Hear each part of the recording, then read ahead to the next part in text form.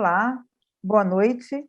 Nós estamos aqui para mais uma palestra da parceria do Senac, Wine Trade Fair e Cachaça Trade Fair, e agora o Wine Weekend São Paulo Festival. Essa palestra, ela nasceu de um grande encontro um encontro entre o conhecimento e o empresariado.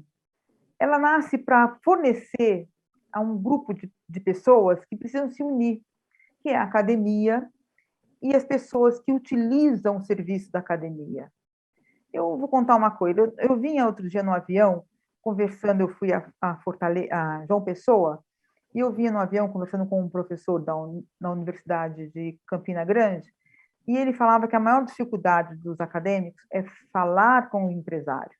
E o empresário vive falando para mim que a maior dificuldade que eles têm é falar com a academia. Então, nada mais correto do que pessoas como a minha empresa, de empresas como a minha empresa, fomentar esse encontro. Então, a Cachaça Trade Fair e o Wine Trade Fair se tornam um palco, se tornam um espaço para esse encontro. E é por isso que nós estamos aqui, semanalmente, há mais de 15 semanas, toda semana, nos encontrando para que você possa usufruir do conhecimento que o SENAC, que é uma instituição, uma entidade reconhecida nacionalmente e internacionalmente pela qualidade dos seus docentes, do seu material, do seu conhecimento que ele disponibiliza para os seus estudantes, para o profissional que procura o conhecimento do SENAC. E é esse conhecimento que nós vamos colocar à disposição do visitante, de quem for à feira presencial, no período de 10 a 12 de maio de 2022, no pavilhão de exposição do AMB. E até lá, você pode se programar assistindo às palestras que vão ser ministradas pelos docentes da qualidade, que é a nossa professora hoje, a Juliana, que vem falar para nós sobre coquetéis com base no nosso principal destilado, que é a cachaça. A Juliana vai trazer para a gente como você vai utilizar, quais são as dicas que você tem para utilizar a cachaça na base do coquetel. Quando você tem um restaurante, um bar, às vezes eu me sinto muito constrangida quando alguém me fala assim, você quer uma caipirinha? Você quer com vodka ou com cachaça? É tão chato você saber que a caipirinha, que a base dela, que a receita dela, original, é feita com a cachaça. Mas que nessa modernidade, vamos dizer assim, nas lendas, alguém desenvolveu a caipirinha com a cachaça, com a vodka, e virou a como é que chama? Caipirosca, né? Isso, Juliana, caipirosca. E a gente não sabe a diferença, mas por trás disso tem todo um mercado financeiro, todo um mercado comercial, grandes empresas que divulgam, que trabalham, que desenvolvem, que colocam muito dinheiro para que você escolha a vodka no lugar da cachaça. Agora, outro dia, eu fui numa degustação de um buffet para casamentos, eu fui lá escolher a comida e bebida para o casamento de uma filha, e o gentil garçom me falou, será que é um drink?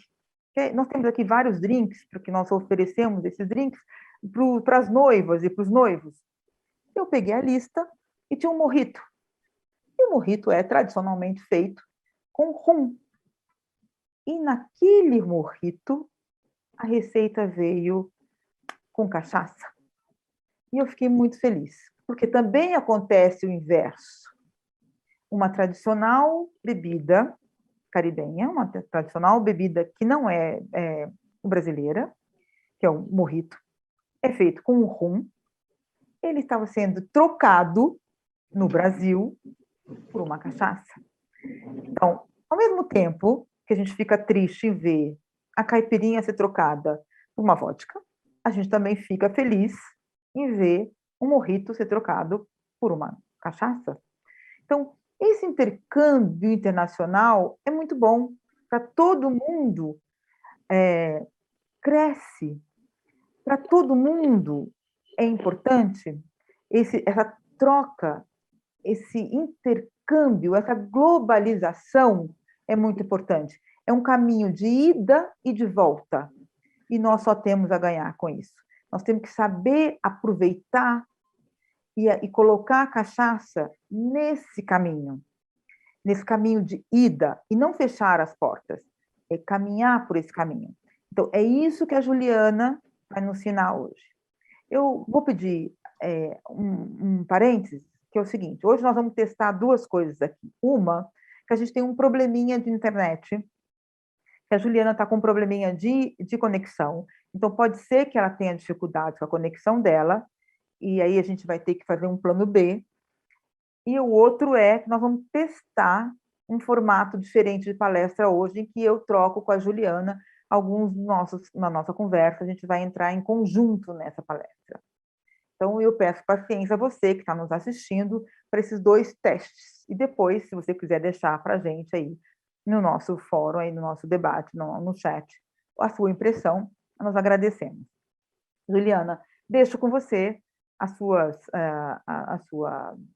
palestra, as suas informações, e também queria avisar antes que, se você perdeu alguma palestra nossa que já aconteceu, você pode acompanhar através do site cachaçatradefair.com.br ou winetradefair.com.br, que está aí embaixo do nosso vídeo. Você vai ter todas as palestras que já foram um dia ministradas nessas 15 semanas, nós vamos ter elas registradas, você pode revê-la no momento que você quiser, e as próximas já estão lá na agenda, que você pode se programar para assisti-las futuramente. Então, se você não viu, você pode rever nesse canal da feira. E se você quer se programar, você pode olhar a agenda e colocar para assistir futuramente. Juliana, é com você. Você pode compartilhar aí o seu material. Seja bem-vinda. Obrigada, Zoraide, pela acolhida. A equipe técnica também. Muito obrigada pela acolhida simpática, ao Senac, pela oportunidade.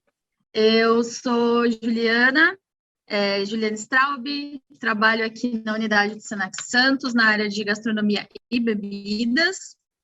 Sou gastrônoma de formação, técnica em nutrição e dietética. Me aventuro no mundo do bar desde 2018, que, na verdade, desde 2017, eu fiz algumas atividades aqui para o Casa Aberta do Senac Santos, que é um momento em que a gente acolhe pessoas da comunidade para mostrar quais são os cursos, contar um pouquinho sobre como é a estrutura do Senac, o que a gente oferece.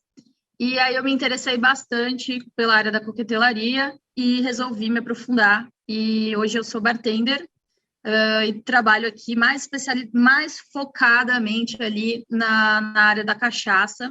E por conta também da minha especialização em História da Gastronomia e Patrimônio Cultural, a cachaça ali ela ganha também bastante ênfase, né? O patrimônio cultural como um todo aqui do Brasil me interessa bastante. Então, me aprofundei na cachaça, é algo que eu gosto de beber, gosto de falar sobre, acho que ela tem um potencial enorme e eu gostaria muito de trazer essa conversa voltada para o potencial da cachaça. Então, aquilo que a Zoraida traz, eu acho que é um desejo de todo mundo que produz cachaça ou que trabalha com serviço de cachaça, que é ver o nosso produto, algo que é reconhecido como nosso, ganhando o mundo, mas não somente ganhando o mundo, ganhando aqui dentro mesmo, ganhando nós como consumidores, que eu acho que talvez seja o maior desafio. A gente vê pessoas de outros países bastante interessadas pelo nosso produto, a gente vende, por exemplo, uma cachaça de base, né, uma cachaça não tão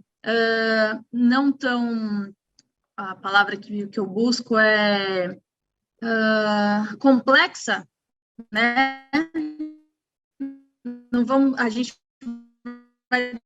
não vai tratar de qualidade, as cachaças elas têm excelente qualidade, independente, complexa, sendo vendidas para fora do Brasil e sendo muito valorizadas. Então, quem dirá cachaças mais complexas, trabalhadas em madeira, de repente, como será que isso vai ser como é que isso vai ser aceito lá fora e por que não por que a gente não aceita aqui dentro ou ainda está a passos lentos para aceitar esse produto aqui dentro? Então, se a gente está vendo que lá fora tem muito interesse e aqui dentro a gente ainda não consegue engatar o uso da cachaça na coquetelaria, a gente ainda vê o gin bastante popular, em alta, né, nos bares. A gente vê aí, quem sabe, o rum despontando como a próxima bebida da moda e ainda não a cachaça. A gente está aqui esperando a hora e a vez da cachaça, finalmente, né, chegar. Quem sabe, mais para frente, com algumas coisas que a gente vai tratar aqui hoje, né, de repente, algumas ações, a gente não consegue fazer o próprio brasileiro valorizar a cachaça e compreender a cachaça. Mas é muito fácil a gente falar que o brasileiro não compreende a cachaça, não valoriza aquilo que é de dentro, só valoriza aquilo que é de fora. De fato, a gente tem mesmo a tal da síndrome de vira-lata. Tem amigos meus do Senac que também trabalham na área de bebidas e cachaças, como o próprio Tibério trouxe uma palestra anteriormente, e ele traz isso com bastante razão. A gente tende a olhar o jardim de fora e não o jardim de dentro, né? Mas eu acho que a gente percebe que há uma falta de estrutura no movimento da cachaça, em como ela é oferecida. E isso também vem de processos históricos que a gente precisa ainda quebrar. E a gente percebeu que existem processos da nossa história, processos sociológicos, inclusive, que ainda não foram quebrados. E a gente não vê isso só no consumo de produtos como a cachaça, a gente vê em outros campos da sociedade também. Então, existem alguns pensamentos que ainda estão lá na época colonial, que ainda veem as coisas de uma forma meio deturpada e não permitem, né? Esses pensamentos não permitem que a gente abra a cabeça também para a cachaça. Se a gente pegar a história, eu queria dividir com vocês um slide, só para a gente retomar um pouquinho da história da cachaça e entender quais são os principais desafios da cachaça, antes mesmo de falar de coquetelaria. Vou compartilhar aqui com vocês. Então, eu queria retomar com vocês o histórico, né, da gente, como é que a gente chegou aqui no produto cachaça. Vamos falar um pouquinho da evolução da cachaça aqui no Brasil, né, como é que se deu esse processo todo, utilizando-se, apropriando-se da história do Brasil, para a gente entender por que a gente vê a cachaça do jeito que a gente vê. Então, a cachaça ela teve altos e baixos na história, né? A gente está falando de um produto que foi produzido a partir de uma planta que nem era nossa, né? Uma planta que vem externamente. Ela surge para a gente ali, aqui no Brasil especificamente, porque a cana-de-açúcar ela já foi introduzida na América em 1400 e tralalá, mas é em 1504 que a gente tem a nossa primeira plantação primeira plantação de cana-de-açúcar, né? E ela acontece ali em Fernando de Noronha, justamente na ilha que foi descoberta por esse fidalgo judeu que se chamava Fernando de Noronha. Então, ele cria ali, né, uma espécie de viveiro, né, para testar a cana-de-açúcar e ver como ela se comporta.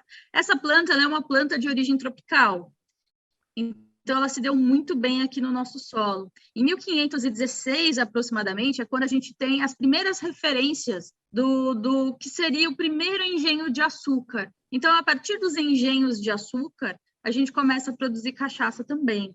Como é que a gente sabe que uma coisa aconteceu quando a gente não tem certeza, né? Como é que se dá um registro histórico? Através de evidências. Então, você pode coletar ou um material geográfico ou fazer análises, né, de solo, de DNA, de resíduos que estão naquela peça, ou você pode analisar documentos. Então, é difícil precisar exatamente quando que a cachaça começou a ser produzida no Brasil, mas a gente tem alguns indícios, alguns registros de compra e venda, por exemplo, do fornecimento do açúcar, partindo ali da fazenda do engenho, né, de Cristóvão Jacques, e esses registros eles datam de 1516. Então, talvez eles sejam os mais antigos ali que provam a existência do engenho de açúcar e da produção de cana. Porque em alguns documentos se relatavam a compra de mel de cana, né, e também de cachaça que era destinada para os africanos escravizados, né? Então, era voltado para esse uso, para fornecer a cachaça, essa bebida para os africanos. Então, a gente tem mais ou menos essa ideia, mas não tem como precisar especificamente como que ela surgiu. Entre 1516 e 1532, existem várias possibilidades aí que dizem, ela surgiu aqui, ela surgiu ali. Em 1532, a gente tem a vinda, né, do Martim Afonso de Souza para cá, para o litoral paulista, e ele trouxe, inclusive, cana e outros elementos aqui que a gente incorporou na nossa alimentação. Então, há registros, né, que dizem que isso aconteceu, que a fabricação, os primeiros engenhos aconteceram aqui, outros são datados de outros lugares. Então, a gente considera que a cachaça, ela provavelmente surgiu num território próximo ao litoral, que foi onde as plantas se estabeleceram, entre 1516 e 1532. Então, a gente está falando aqui de um período onde o Brasil era recém-nascido, né? O Brasil, como conhecemos, era recém-nascido. Então, a cachaça, ela surge desde lá do princípio e tem o seu auge ali no período colonial. Então, a gente está vendo que a produção de cachaça ela era feita nos engenhos de açúcar e era destinada, o açúcar era vendido, né? E a cachaça mesmo era destinada para a alimentação dos africanos escravizados. Então, muitos registros mostram que a cachaça ela era oferecida no começo do dia para dar vigor e no final do dia para relaxar, para descansar. Então, havia também esse uso, não sendo utilizada por outras pessoas. Então, a cachaça estava nesse âmbito, e a gente já sabe muito bem qual que era a visão que a sociedade tinha dos africanos escravizados, que é uma visão tenebrosa, mas que é parte da nossa história. Em 34, a gente tem a produção em maior escala da cachaça, né? Por quê? Porque a gente começou a dividir o país em capitanias hereditárias. E esse sistema, ele ajudou a gente a organizar os produtores, organizar o país ali em unidades produtivas também e facilitar o comércio de mercadorias. Então, a gente tem um investimento ali na produção e essa produção ela acaba ganhando um âmbito maior, sai do doméstico, do pequeno. Em 1622, caminhando um pouco mais para frente, a gente vai ter o que a gente chama de aguardente da terra, né? Assim que a cachaça ela é conhecida, ela passou a ser moeda de escambo para a troca de escravos. Então, eu usava a cachaça para pagar pelos meus escravos também. Então, olha só, ela já ganha outro local aqui. A cachaça ela já vira item de valor para a troca dos escravos.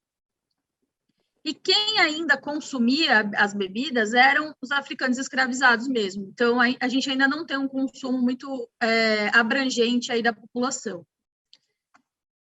Em 1649, a gente tem um colapso que acontece com a coroa portuguesa. Então, a coroa portuguesa, ela percebe que as pessoas começam a consumir fora do âmbito dos africanos escravizados, então não são só eles que estão consumindo, as outras pessoas também estão consumindo, e por a cachaça não ter taxas, a cachaça ela não era taxada, né, com nenhum tipo de imposto, era fácil, era mais barato consumir a cachaça do que importar vinho e bagaceira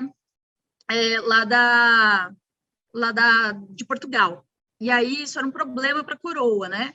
E aí a coroa fez o quê? Proibiu a produção e consumo de cachaça no Brasil.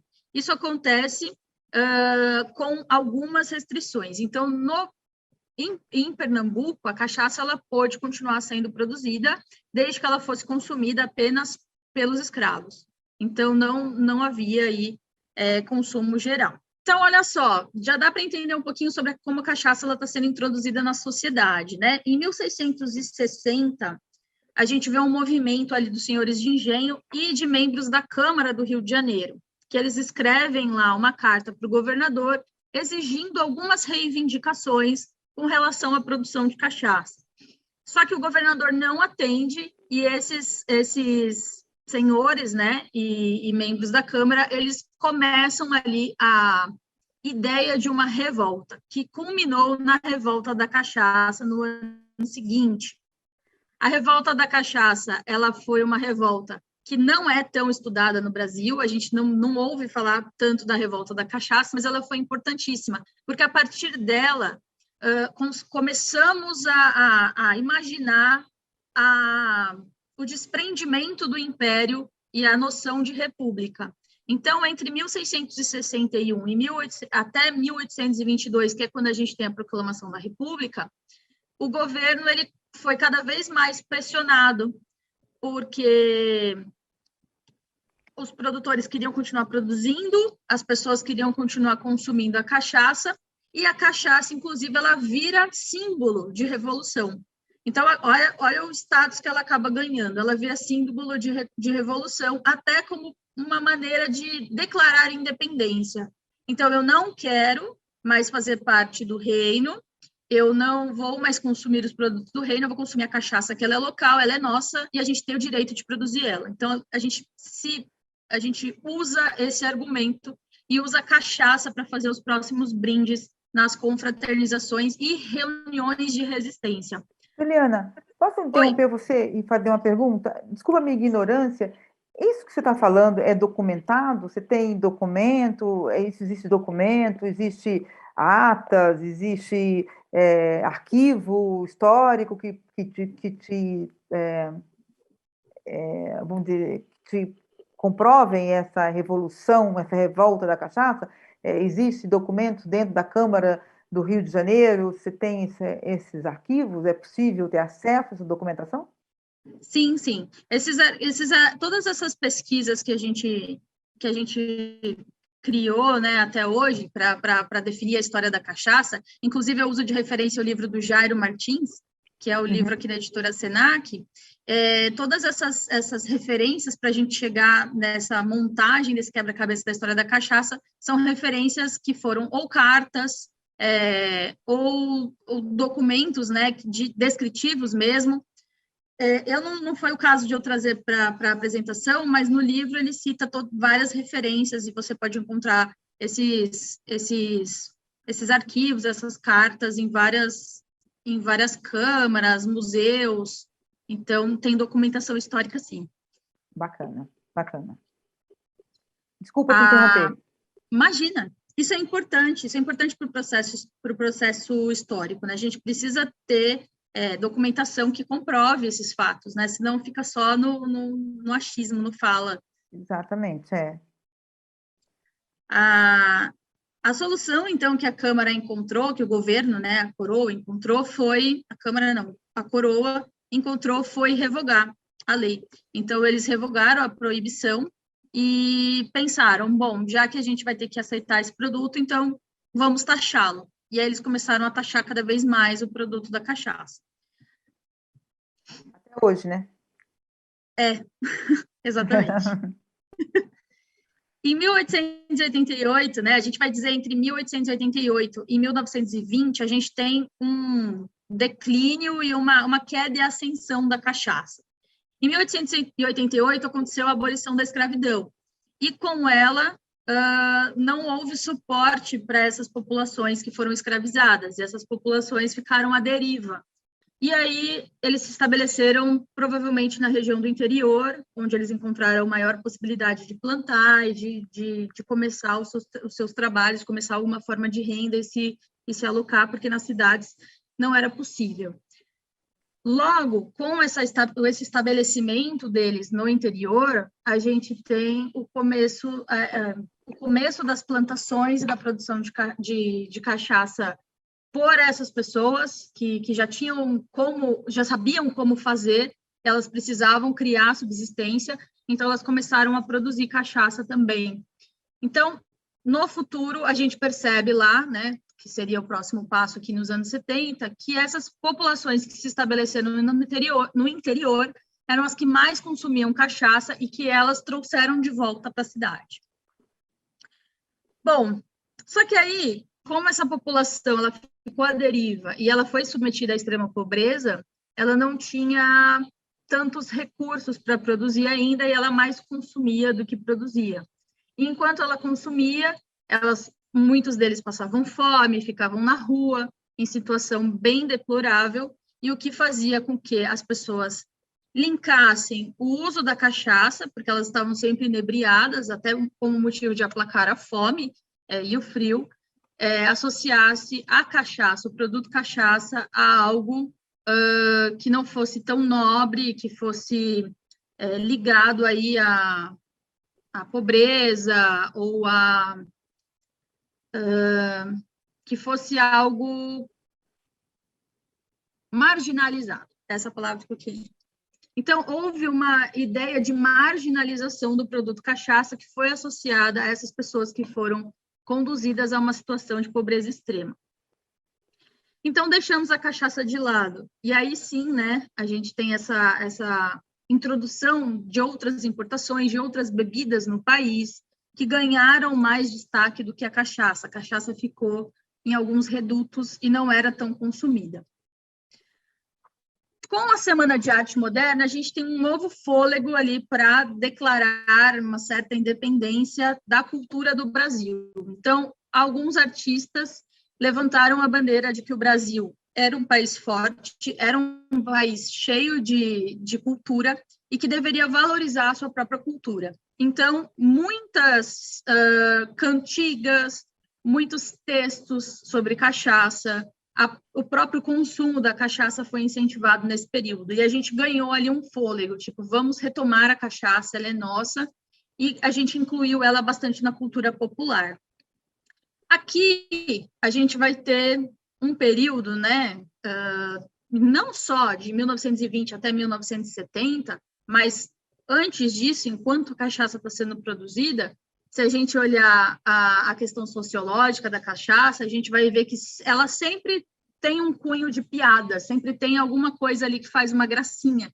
A gente ainda vê rótulos de cachaça com piadas de duplo sentido, que fazem alusão a um determinado tipo de mulher, ou é uma mulher muito bonita, muito atraente, ou ela faz alusão a situações de traição entre parceiros. Então, ela sempre tem uma brincadeira, traz uma ideia de algo que é muito informal. Então, a cachaça ela é tida de um jeito informal e escrachado. Talvez por isso também ela tenha sido olhada com olhos que não sejam tão conservadores, porque a cachaça ela não é uma bebida conservadora. Ela era tida como uma bebida também bastante desafiadora, ela não se prendia numa caixinha. Então, você pega uma garrafa de cachaça, que vai estar escrito Amansa Corno, por exemplo, ou Boazinha. Então, não é algo que a família está acostumada a ver, né? Então, era algo que algumas são até meio pornográficas, inclusive. Então, já cria ali uma resistência pelo próprio rótulo e pela própria brincadeira. Mas eu vou te interromper aqui um pouco, Juliana. Eu tenho acompanhado, eu estou no mercado do destilado, vamos dizer assim, da cachaça, há quase 25 anos.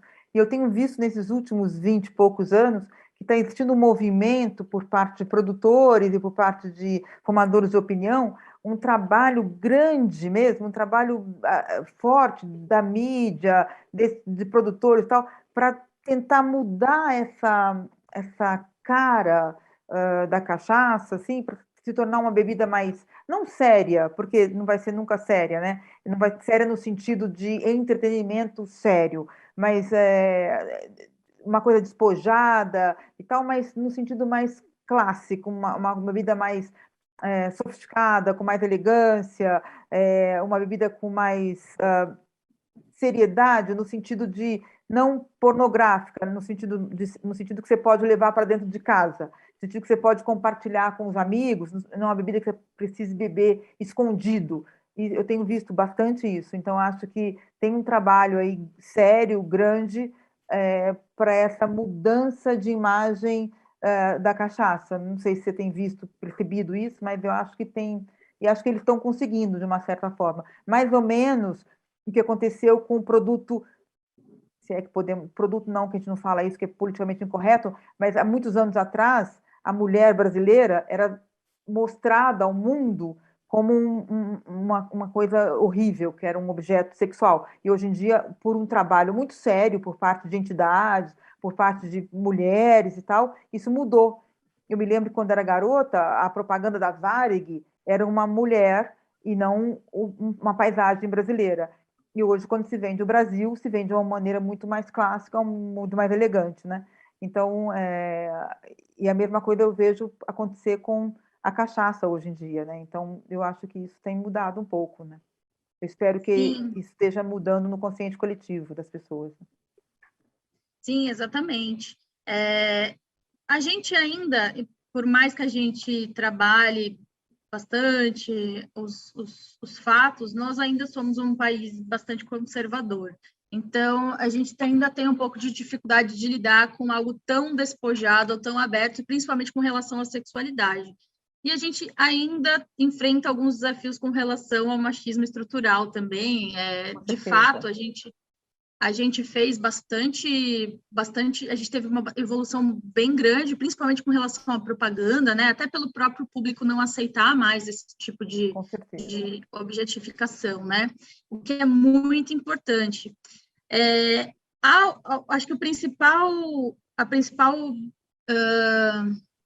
talvez, o principal questionamento que se faz com relação a limpar demais, higienizar demais a cachaça, é que ela perca parte da sua história. Então, você mesmo trouxe, né, que a cachaça, ela dificilmente ela vai deixar de ser divertida, e a gente tem que pensar mesmo, será que a gente precisa encontrar a justa medida, né? Nada, não aceitar, não tolerar mais aquilo que é ofensivo, porque ofende, e também não perder a sua característica, que é essa questão colorida, essa questão que apaga totalmente as suas raízes.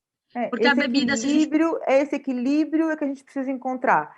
Não deixar de ser alegre, feliz, mas também não ser ofensivo ao mundo, né? Então, acho que. Mas a gente está encontrando, acho que a gente não está perdendo essa característica de alegria e de jovialidade e de que é divertido e sem perder a como é que eu vou dizer, sem perder a elegância, né? Acho que você pode ser divertido, alegre, feliz, sem deixar de ser elegante, né? Eu acho que dá para você conduzir as duas coisas, né? Eu acho que dá para você trabalhar nas duas pontas. Eu penso. Exatamente. É. Sim, é possível. É bem possível. Então, a gente tem essa questão aí, mas a Semana de Arte Moderna, ela não foi forte o suficiente para colocar isso, para trazer esse ânimo. E mesmo lá, quem estuda bastante cachaça e discute muito sobre a cachaça, sobre a história da cachaça, a parte sociológica, acaba colocando a própria revolta da cachaça como um movimento dos nobres, né? Então, nobres que se apropriaram ali de um ícone popular, que era a cachaça, que eles nem consumiam e passaram a consumir só para meio que usar como veículo para esse é o nosso produto, mas que depois eles acabam abandonando. Então, ainda assim, mesmo a revolta da cachaça foi importante, mas ainda assim ela não estava pela cachaça, ela estava por outros interesses que não necessariamente envolviam a cachaça.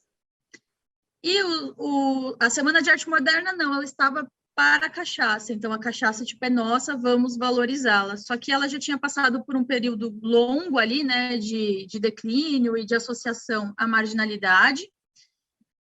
Nos anos 70, a gente ainda mantém preconceitos muito arraigados ali com relação à população da margem, né, da margem do país que não está no centro urbano, mas que está no interior ou que está no Nordeste, por exemplo. Então, a gente tem um movimento muito grande das populações rurais ou dos nordestinos migrando para São Paulo, ou grandes centros urbanos, para trabalhar. E aí, é nas áreas urbanas que começam a surgir os botequinhos, né? Então, alguém que produzia cachaças, traz cachaça para cá, ou que migra para cá, mas não produz mais, mas traz as cachaças, que conhece cachaça, começa a aplicar nesses botequinhos. Mas esses botequinhos ainda são muito pequenininhos, ou eles são aqueles botecos onde você não senta, não tem gastronomia, é boteco para quem está de passagem, para trabalhador mesmo, gente que não tem um poder aquisitivo tão alto. As cachaças são vendidas por um preço muito barato também. Então, não tem muito um serviço especializado. E aí, também a gente continua com problemas de alcoolismo, né? É um problema de saúde pública que a gente enfrenta há muito tempo, por conta também da desigualdade social. Então, as pessoas elas não têm condições de se manter, elas acabam abusando da bebida também para poder se manter, enfim, vários motivos, né? Se manterem distraídas, ou aplacarem o frio, aplacarem a fome. Então, a gente tem ali, normalmente, redutos de pessoas que também estão alcoolizadas, que beberam bastante e que ficam ali meio perdidas em volta dos barzinhos. O que também traz uma cara meio... então, junta um preconceito social com uma característica que está ali na sua visão. Então, a gente acaba torcendo o nariz para a cachaça e não achando interessante. E aí, a gente vai ter ali a década de 80, entre 80 e 97, a gente vai ter várias iniciativas dos próprios produtores. Então, são os produtores que puxam isso. Eles falam, a cachaça ela ganha mercado externo, a gente define alguns parâmetros para ela, os produtores começam a se organizar. Porque até então, era um aqui, um ali, produtores muito pequenos que produziam, mas não tinham rótulo direito ou não tinham qualidade de procedência, e a gente começa a organizar a casa, e até que em 2001 e 2005, né, 2003, na verdade, não era nem 2005, coloquei um dado aqui, porque eu estava pensando em outra coisa, a gente tem decretos federais que garantem o Brasil como indicação geográfica da cachaça. Então, a gente protege os termos cachaça. Cachaça é do Brasil.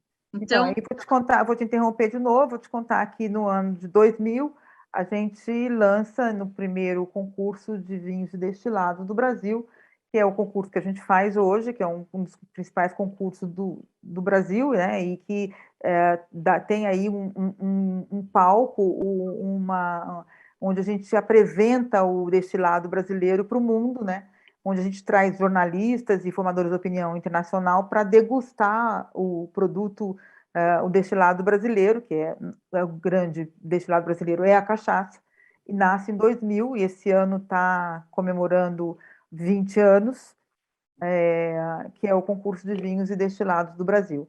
Acho que tem aí, eu brinco que o Cosmo trabalha em conjunto, né? Quando a gente lançou o concurso, muito disso que você falou aqui, a gente nem sabia, a gente nem tinha ideia do que estava acontecendo no mundo da cachaça, né? Tanto que eu não sabia que existia a revolta da cachaça e que tinha isso em arquivos históricos, apesar que a minha formação vem de história, né? E então a gente eu não tinha estudado sobre isso, sobre a cachaça, e a gente lançou o concurso. E ele veio meio que combinar, né? Veio meio que juntar com toda essa história da cachaça, né? E hoje, nesse ano, a gente está comemorando 20 anos, acabou de acontecer, que é o concurso, até que alguns professores do Senac foram jurados esse ano do concurso, e foi exatamente nessa época, entre 2001 e 2005. Você vê que eu acho que o Cosmo trabalha, né? Eu acho que o acaso aí trabalha a favor, né? Os astros, né? Trabalham a favor das coisas, né? Acho que você vê que tem tudo a ver, né? E a indicação geográfica é perfeito, né? Acho que a gente tem que valorizar hoje em dia.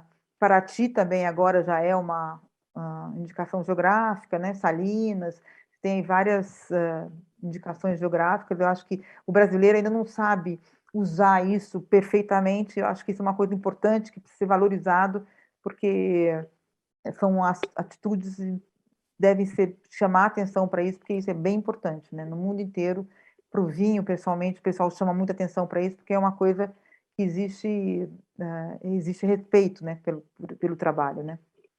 Exatamente. Então, olha só, né? Se a gente ainda vê, como povo, uma cachaça que tende à marginalidade, ou a gente bebe gin, por exemplo, que é tão alcoólico quanto, até mais do que a cachaça, mas a gente bebe vodka, por exemplo, e não acha tão alcoólico, só que a gente toma cachaça e, nossa, isso é forte, isso não é assim que toma.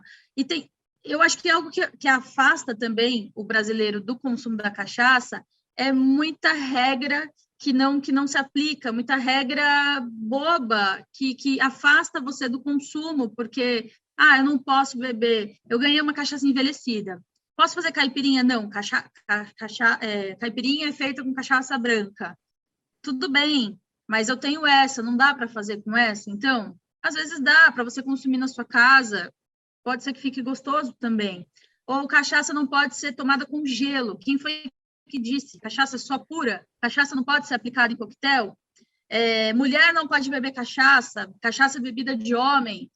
Então, tem muito diz que me diz ainda com relação ao consumo da cachaça que não está esclarecido. Várias vezes eu estou aqui em sala de aula e eu falo sobre consumo da cachaça e dou possibilidades e fica todo mundo com cara de pois é, assim, nossa, mas pode então? Mas eu Não achei que pode uma não, mulher achei que não falar sobre podia. cachaça, né? Exatamente, por que não? Então, as pessoas elas têm ainda muito moralismo e muita regrinha com relação à cachaça. Cachaça tem que ser pura, xxx. A gente tem quebrado isso com muito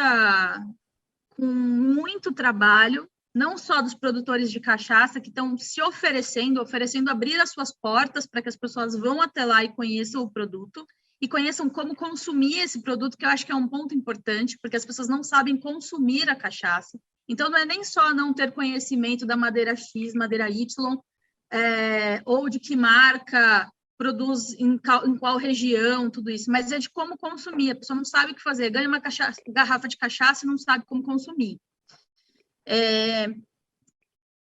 Dissociar essa imagem de que a cachaça é uma bebida muito forte, que não é para ela, muito pelo contrário, se você não se sente à vontade tomando uma cachaça pura, se a percepção alcoólica é demais para você, nada impede que você coloque gelo nessa cachaça e aprecie.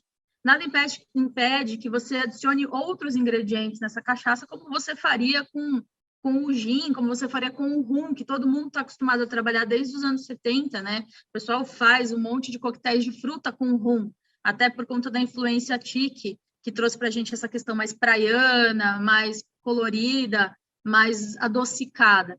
Dá para fazer a mesma coisa, a cachaça ela é feita do mesmo produto, ela tem modificações no momento de fazer. Um é feito da garapa, o outro é feito do melaço, mas ambos são de cana. E eles têm uma estrutura parecida. Então, há todo um trabalho eu acho que a gente tem desafios em vários setores. A gente tem um desafio do público de aprender como consumir e ser cada vez mais exposto ao produto cachaça. Então, cada vez encontrar mais opções de cachaça nos cardápios. Inclusive, a gente oferecer mais cursos sobre cachaça para essas pessoas, para popularizar, para as pessoas acostumarem a ver. Então, quando elas acostumam a ver, elas ficam mais interessadas. Desmistificar muita coisa com relação ao uso da cachaça. Com relação aos produtores, a gente vê, por exemplo, na França, uma preocupação muito grande com as tanoarias, por exemplo. Então, aqui no Brasil, a gente tem mais de 40 tipos de madeira de cachaça, madeira que a gente pode envelhecer cachaça, mas a gente nem sabe de que origem é essa madeira. A gente não sabe quem foi que produziu, de onde veio, se essa madeira é legal, se ela não é. Então, algumas tanoarias, elas estão... Sabe que outro dia eu comentei que outra coisa que eu aprendi com a cachaça foi a quantidade e a qualidade das madeiras brasileiras, né? Porque Exatamente. você sempre ouve falar em carvalho francês. Basicamente, na França existe o carvalho francês, né? Todos os vinhos passam pelo carvalho francês. Então, o carvalho é uma madeira, assim, extremamente importante para o vinho francês. No Brasil, a cachaça tem aí N amendoim, amburana, vai, me ajuda. Canela, Jatobá, sassafrás, jequitibá, Jequitibá, canela, sei lá, ipê. ipê. Meu, tem um universo de madeiras que a gente nem imagina que possa utilizar em barris para que sejam colocadas as cachaças e elas terem influência no paladar, no aroma da cachaça, certo? E outro dia também Exatamente. tive aula sobre isso.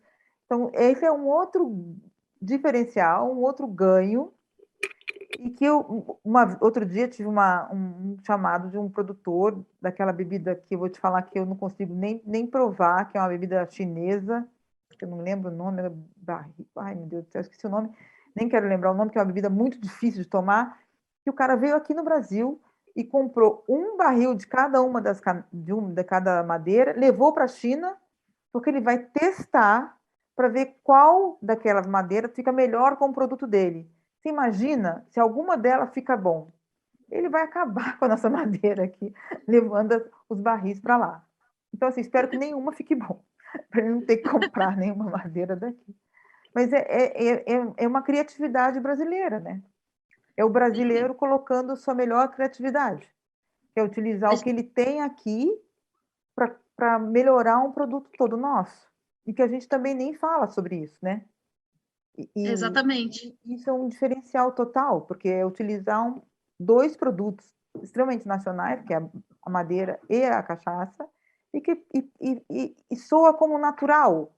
Né? É natural que a gente use isso, mas não é natural. É uma coisa extremamente diferente, é uma coisa que poucas pessoas falam sobre isso no mundo e que a gente não valoriza porque é daqui. Né? Se fosse um europeu fazendo isso, nós daríamos muito mais importância. Pois é muito triste isso. E é triste também o modo como as ações caminham lentamente. Então, a gente tem... Se a gente chegou ao ponto de ter 40 tipos de madeira, por exemplo, para trabalhar a cachaça, quem é que está produzindo essa madeira? Quais são as tanuarias que estão fazendo esses barris, essas dornas, que seja? Quem é que está produzindo isso? Que madeira é essa? De onde ela vem? Como é que eu faço para a minha destilaria entrar em contato com essa madeira? Como é que eu organizo? A organização do produto, ela ainda está muito solta. Então, a gente já caminhou muito, né? Esse é um Muito dos aí. propósitos do Cachaça Trade Fair. É organizar essa cadeia produtiva. E não é fácil, é muito difícil localizar cada ponto, cada elo dessa cadeia produtiva e trazer para dentro de um mesmo espaço. Juliana, Sim. eu te confesso que é um trabalho de Hércules, porque é bem complicado você juntar todo mundo. Porque às vezes é um pequeno produtor lá no Rio de Janeiro, um outro produtor lá no Pará, um outro produtor, porque o Brasil é muito grande e é muito espalhado, e cada região é quase que um país. Então, é muito complicado você unir todo mundo, entendeu? Então, por isso que a gente precisa unir forças, um pouco com você, um pouco com o outro fornecedor, um pouco com outro produtor, para que cada um traga aquilo que melhor conhece e despeje dentro de um único espaço. É isso que a gente se propõe, né? E por isso que nós estamos aqui, eu e você, né? É verdade, é verdade. É de Não, você pouco tem em toda a pouco, razão. é um trabalho de formiguinha.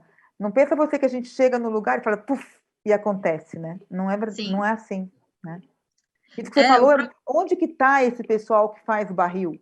Onde está o cara que planta a árvore, né? Onde está o cara que colhe a madeira, né? Que trabalha a madeira, né? Porque tem todo um processo. O cara que tem a madeira, o cara que extrai a madeira, o cara que vende a madeira, o cara que faz o barril, o cara que vende o barril, né? Tem todo um trabalho até chegar dentro da destilaria, né? Até para garantir a subsistência, né, dessa madeira, dessa bebida. Então, Exato. uma bebida, uma cachaça que é envelhecida, sei lá, em IP, ela tem características muito peculiares. E se a gente não cuidar do IP, a gente não vai ter mais cachaça envelhecida em IP. Então, a gente vai precisar saber quem é que produz para manter essa subsistência. Em outros países que usam o carvalho, como eu citei a França, tem todo um processo de regeneração, então eu não posso sair colhendo, desmatando tudo, e uma hora acabou o carvalho, Não, e o acabou. impacto social, e o impacto ambiental, como fica? Exatamente. Então, esse é um desafio para a gente. Quando a gente entende as potencialidades que a gente tem, quando a gente valoriza a nossa bebida, o nosso produto, entende que ele precisa persistir, a gente consegue criar estudo. Porque, assim, ficar pipocando, provando cachaças, essa cachaça é dessa madeira, essa é daquela, mas eu não sei se eu vou ter amanhã, eu não sei, eu não consigo observar como ela se comporta, fazer todos os testes com aquela madeira, investir em coquetelaria.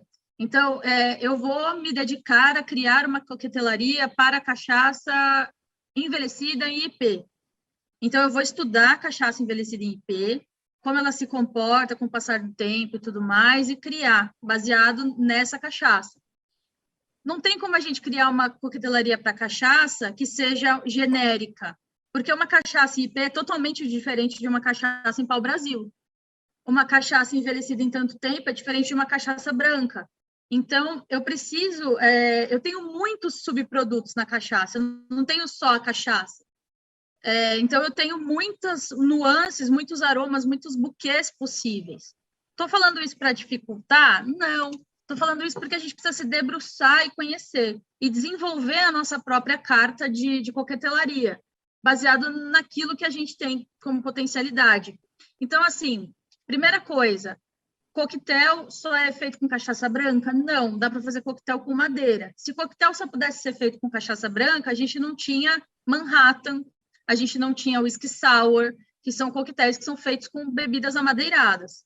Então, já caímos por terra. Coquetel pode ser feito com cachaças envelhecidas e armazenadas. A questão é qual cachaça é envelhecida e armazenada. Então, eu vou ter que perceber as nuances, madeiras mais fortes, madeiras mais aromáticas para o frutado, outras que são mais queimadas, e fazer ali a minha combinação. Para começar, o que eu sugiro é que a gente faça substituições por semelhança. Não é para descaracterizar clássicos, como eu mesmo falei num outro momento. Ninguém está falando para descaracterizar uma receita clássica, afinal de contas, ela existe por aquela razão e ela só faz sentido com aqueles ingredientes. Mas pode ajudar a gente a começar a brincar. Então, aqui, por exemplo, a gente brinca. Eu tenho um espresso martini, que é um coquetel que leva vodka e ele leva café expresso. Eu tenho café expresso que puxa para um amargor, eu tenho todas as propriedades de um café expresso, e a vodka que é uma bebida bem neutra. Será que eu não podia colocar uma madeira nesse coquetel? Será que ele fica interessante? Eu posso fazer uma substituição, que nem o mojito, né, que você falou, trocar o destilado base por cachaça, mas eu não preciso só trocar pela branca. Eu tenho um café, de repente eu posso brincar com alguma madeira em carvalho, então uma cachaça que passou por carvalho, para brincar ali um pouquinho, trazer um dulçor. Então, eu posso fazer essas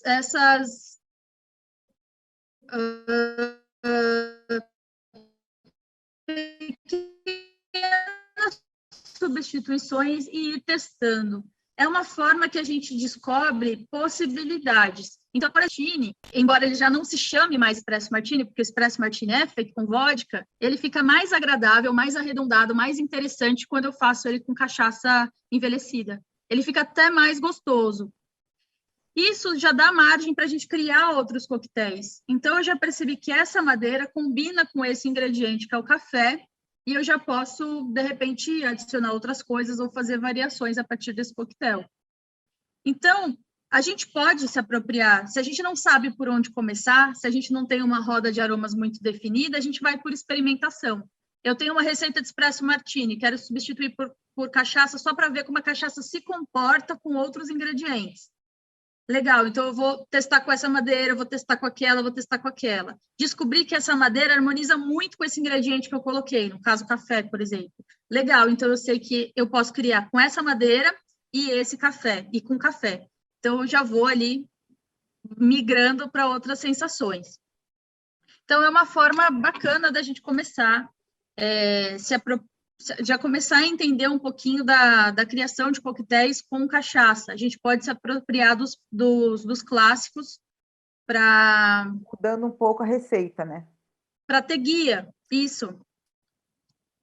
Agora, quem está levantando uma bandeira e está sendo um aliado fundamental da coquetelaria são os bartenders brasileiros que estão por aí despontando, né? O Mixology News, por exemplo, começou uma produção de conteúdo muito bacana com bartenders dos biomas brasileiros. Então, ele tem alguns bartenders, se não me engano, são 5 bartenders, 5 biomas, exatamente. E eles têm lá, eles produzem conteúdo baseado na coquetelaria daquela região, daqueles ingredientes que tem à disposição. Porque o Brasil, ele não é só a região geográfica, né? A gente tem insumos, esses insumos eles estão inseridos em biomas. E, às vezes, um bioma ele não compreende só uma região geográfica, ele compreende várias regiões geográficas. Então, olha, vamos sugerir essa pauta para a Marcela, que está coordenando nosso trabalho, que é o Senac Lab, dentro do Cachaça Trade Fair, para ela colocar como pauta na feira, para ela ministrar palestras sobre esse assunto, hein? Isso é fantástico, tem bastante conhecimento nessa área, porque a gente está trabalhando cada vez mais, faz parte da sustentabilidade, inclusive, Exato. Trabalhar ingredientes regionais. Exatamente, então, porque assim, o tema da feira esse ano é ESG, que é Políticas Sociais, Ambientais e Governança. Exato. Então, o que você está falando vem de encontro ao que nós estamos colocando na feira. Então, esse assunto que você está colocando, que é treinar bartenders para desenvolver cotelaria em cima dos produtos de cada região, é o que nós estamos buscando, né? Não adianta você fazer coquetel com frutas vermelhas, uma vez que a fruta vermelha vem, na pior das hipóteses, do Chile. Uhum. A gente não tem fruta vermelha no Brasil, blackberries. Muito pouco. Exatamente.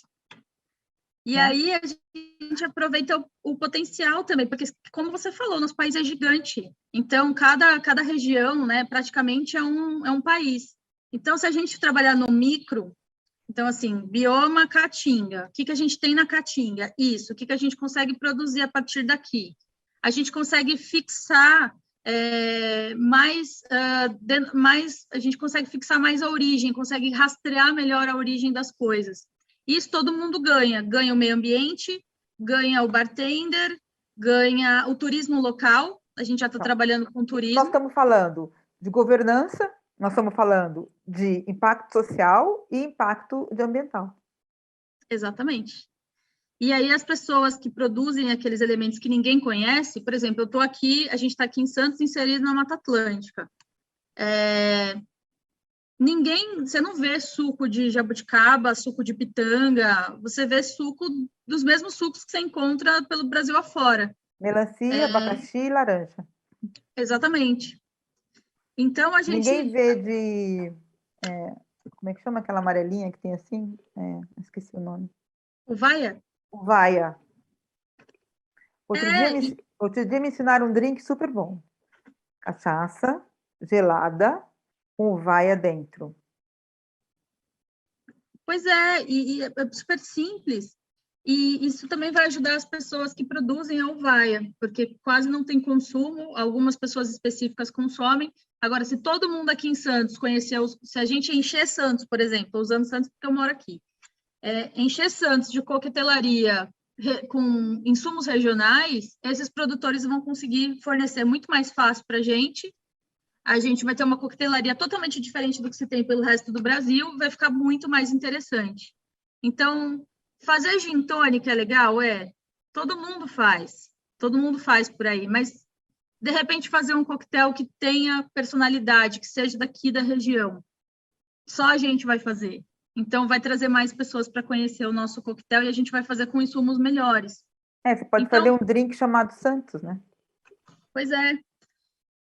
Então, dá para brincar com ingredientes regionais. Eu acho que isso é uma tendência para o futuro da coquetelaria, mas a gente está mostrando para fora já, então os bartenders nos concursos, né? Nos festivais, eles já estão levando os nossos coquetéis com ingredientes locais, eles estão levando a cachaça, muitos trabalham só com cachaça quando vão apresentar receitas para fora. Muito legal, a nossa visão da cachaça lá fora, todo mundo está valorizando. E aqui, como é que a gente vai beber no dia a dia? Como é que a gente vai escolher a cachaça? Então, dá para pensar aí. Talvez o caminho seja quem oferece a cachaça, oferecer e também educar o povo a beber cachaça, desmistificar coisas e começar, mesmo que você não tenha grandes condições, você não compreenda o produto cachaça a ponto de criar coquetéis, vai fazendo as pequenas substituições por semelhança de aromas, por semelhança de sabores, não roubando a identidade, você pode até renomear, aliás, eu recomendo que você renomeie esse coquetel, mas já é uma maneira fácil de utilizar a cachaça na coquetelaria e acostumar as pessoas a beberem cachaça. É aquilo que você falou, quanto mais a gente vê coquetel de cachaça, mais interessado a gente vai ficar. De repente, para provar elas puras, ou fazer menus degustações de cachaça e afim. Ô, Juliana, sem querer ser chata, mas eu tenho uma coisa que eu preciso te falar, é que a gente está com o tempo estourado, já em 10 minutos. Então, não sei quanto mais tempo você tem de apresentação, que a gente precisa dar uma corridinha aí, porque nós já estamos 10 minutos além do nosso prazo. Não, é isso mesmo. É isso mesmo, né? Então, Uhum. se a gente quiser, se você quiser dar um fechamento para a gente, já nós estamos no nosso deadline aí, né? Já está o Bruno me cutucando aqui, já está falando, olha, já passou o nosso tempo. É que foi muito gostoso e nós estamos aqui já 1 hora e 10 minutos. Passou muito rápido, foi muito boa a sua apresentação com a história da cachaça aí. Se você tiver alguma receita para deixar, essa sua palestra, ela fica gravada para quem não assistiu conosco agora, que pode assistir depois, ela vai ficar ad eterno no canal da Vinho Magazine TV, e as pessoas podem, depois fica no site da Wine Trade Fair e da Cachaça Trade Fair. Eu espero que você venha nos prestigiar e outras vezes até a feira e depois durante a feira presencial. Acho que vale você levar para o board do Senac essa ideia de levar esse tema de sustentabilidade dos coquetéis para dentro da feira, porque é o tema da feira esse ano, que é falar sobre sustentabilidade de políticas sociais, ambientais e de governança. E isso que você está me colocando tem tudo a ver, né? Nós estamos falando da mesma linguagem. A palestra da Juliana foi super boa, eu adorei. Foi 1 hora que passou super rápido. Falar sobre cachaça é sempre muito gostoso. Primeiro, porque resgata na gente toda uma história do Brasil, resgata um momento gostoso da gente. Eu, pessoalmente, tenho tido momentos excelentes com o mundo da cachaça. Tive agora o final de semana em João Pessoa, que foi muito agradável. Aprendi bastante sobre cachaça. João Pessoa é um lugar que tem um mundo de cachaça muito, muito agradável, pessoas ótimas, de muito boa cachaça. Tomei uma caipirinha excelente em João Pessoa. E eu queria te agradecer muitíssimo, Juliana, pelo seu tempo, pelo seu conhecimento, por compartilhar conosco o seu conhecimento. Espero te ver aqui outras vezes. E eu te agradeço agora que você der um fechamento para nós, tá bom? Também agradeço bastante a paciência com minha internet, que não estava muito legal. Eu fiquei sobre trazer esse tema e eu fiquei pensando se... Eu acho que, para além de trazer receitas de coquetéis e falar um pouquinho dos coquetéis, da questão prática, eu achei que talvez fosse bastante relevante também a gente trazer a luz para como é que a gente consome cachaça e quais são os desafios para a coquetelaria com cachaça. Então, eu fiquei em dúvida se eu trazia mais conteúdo de produção mesmo, esse coquetel com cachaça, aquele com cachaça, dá certo, não dá certo. Eu achei que talvez provocar mesmo o público, quem está assistindo a gente, para essas questões, provocar toda a cadeia, não só o bartender, mas provocar quem produz, quem produz conteúdo sobre cachaça, quem faz o serviço, a escolher a cachaça, a se informar sobre a cachaça e quem já sabe educar sobre a cachaça e facilitar o processo de acesso à cachaça também.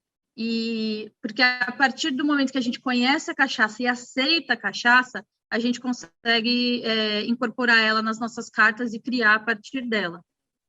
Então, a gente já está criando coquetéis autorais, já estamos criando os nossos clássicos de cachaça, alguns já existem, a caipirinha, o rabo de galo, a gente tem o concurso do rabo de galo, inclusive, né, liderado pelo Derivan. Então, a gente já tem ali alguns coquetéis clássicos, e a gente está criando novos clássicos, como Macunaíma e outros mais. Mas ainda é um trabalho, eu acho que antes da gente só criar os clássicos e apresentar para uma dúzia de pessoas, eu acho que a gente precisa trazer mais para o popular e deixar a população mais apropriada do produto cachaça, que pode ser através da coquetelaria, com certeza, que é onde as pessoas têm mais acesso, ali nos bares. Então, eu queria fazer essa provocação. Eu vou te deixar aqui um desafio para você. Você podia criar, junto com teus colegas do FENAC e com os amigos bartender, você podia criar um concurso dentro do Cachaça Trade Fair, um drink específico para o Cachaça Trade Fair. O que você acha? Talvez, por que não? Ótimo, excelente ideia. Eu posso conseguir um patrocinador e a gente fazer um drink específico com o nome Drink Cachaça Trade Fair. Topas? Ótimo. Top, então, super top. Pensa, eu vou te cobrar isso, hein? Não vou deixar você fugir dessa. A gente fazer um coquetel chamado Cachaça Trade Fair, cada um pensa e lá a gente mostra e faz uma eleição, o melhor drink Cachaça Trade Fair. Bora? Bora. Tô dentro. Cansado do desafio, hein? Eu te espero lá. Gostei do desafio. Tá bom? Ok. Muito boa noite para você, uma boa noite para todos. E aí, hoje já é quarta-feira, quase quinta. Podemos abrir um drinkzinho agora no final da noite, não é não? Podemos. De preferência, uma cachaça. Exatamente. Uma boa noite para todos. Boa noite. Tchau, tchau. Até para semana. Espero segunda-feira. Tem uma palestra com o Pedro. Em Té. Sim. Tchau, tchau.